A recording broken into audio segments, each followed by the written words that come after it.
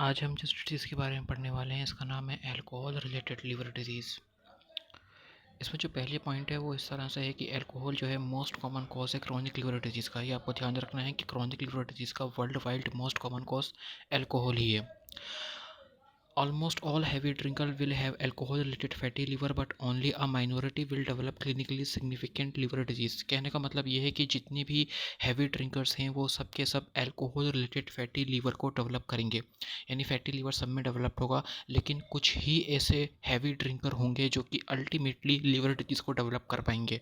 ठीक है, कुछ ही ऐसे खुशनसीब या हम कहें बदनसीब लोग होंगे जो कि लिवर डिजीज़ को डेवलप करेंगे, जैसे कि अल्कोहलिक हेपेटाइटिस और सिरोसिस।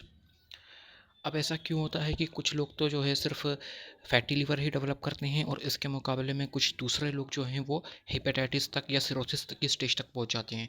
इसकी वजह के लिए several factor, risk factor actually में डिस्क्राइब किए गए हैं, जिनमें से पहला है amount of alcohol consumed. UK के अंदर 1 यूनिट ऑफ एल्कोहल के अंदर 8 ग्राम ऑफ एल्कोहल होती है, ये आपको ध्यान रखना है। और यूके के अंदर जो थ्रेश होल्ड है, यानी कितनी अल्कोहल आप पी सकते हैं, वो है 14 unit of alcohol per week. ये डिसाइड किया गया है, यूके की गाइडलाइन ने इस चीज़ को रिकमेंड किया है। दूसरा पॉइंट हमारे पास ये आता है कि लीवर डिजीज़ को डेवलप करने के लिए 30 ग्राम इथेनॉल पर डे अगर कोई शख्स कंज्यूम करता है तो उस कंडीशन में उसको लिवर डिजीज़ डेवलप हो सकते हैं, यानी कि 25 to 30 unit per week of ethanol consume करने से आपको लिवर डिजीज़ हो सकते हैं। उसके बाद जो दूसरा पॉइंट है वो इस तरह से है कि 80 gram of per day 80 gram per day अगर आप कंज्यूम करते हैं 5 ईयर तक तो आप एडवांस लिवर डिजीज़ के अंदर फॉल कर जाएंगे। और अगर आप 160 ग्राम पर डे कंज्यूम करते हैं 8 साल तक तो उस कंडीशन में आपको सिरोसिस हो जाएगा।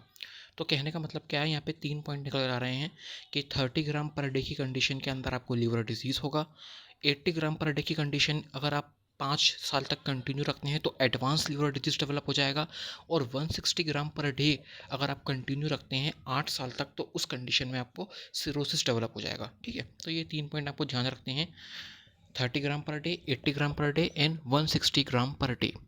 I hope you understand. Second point पे पहुँचते हैं जो कि है ड्रिंकिंग पैटर्न।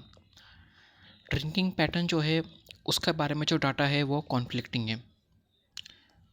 पहला पॉइंट तो ये है कि डाटा अपने आप में थोड़ा बहुत कॉन्फ्लिक्टिंग है, और दूसरी बात यह है कि बिंज ड्रिंकिंग जो है वो लेस हार्मफुल है in comparison to continuous drinking. Continuous drinking से जो हार्म है वो ज़्यादा है बिंज ड्रिंकिंग के मुकाबले में।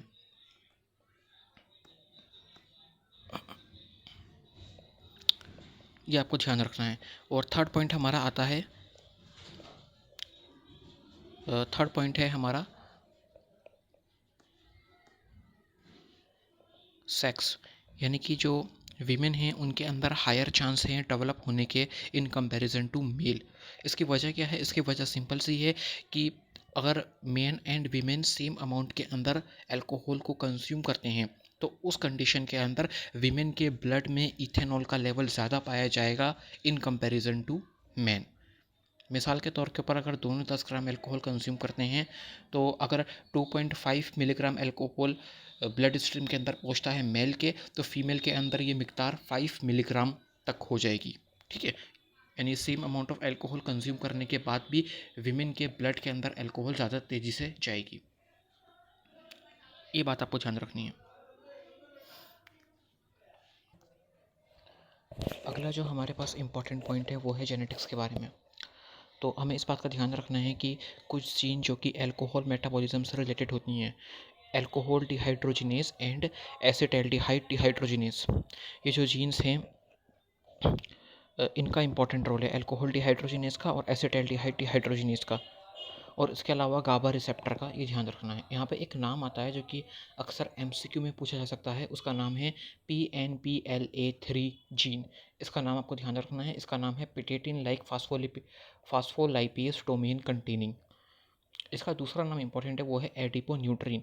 एडिपोन्यूट्रिन का जो डायरेक्ट कनेक्शन है वो है सिरोसिस ऑफ लीवर के साथ में, चाहे से वो अल्कोहलिक लीवर डिजीज़ की वजह से हो रहा हो या नॉन अल्कोहलिक लीवर डिजीज़ की वजह से हो रहा हो, non alcoholic fatty liver disease की वजह से हो रहा हो।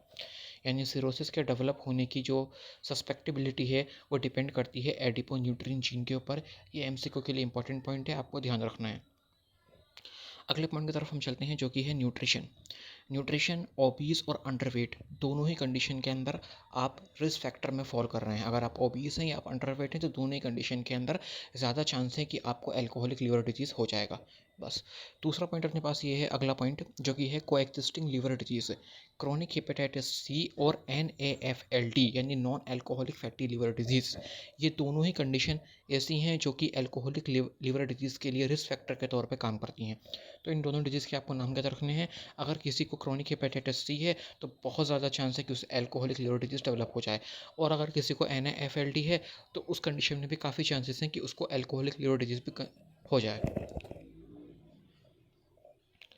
तो यहाँ पर हमने सारे रिस्क फैक्टर ख़त्म कर लिए हैं, जिसमें हमने देखा था सबसे पहले अमाउंट ऑफ एल्कोहल कंज्यूम्ड, उसके बाद हमने देखा ड्रिंकिंग पैटर्न, फिर देखा हमने सेक्स, फिर देखा हमने जेनेटिक्स, और उसके बाद हमने सीखा है न्यूट्रिशन एंड कोएग्जिस्टिंग लिवर डिजीज़ के बारे में। तो इन पॉइंट्स को अपने दिमाग के अंदर रखना है आपको। I hope you like the video.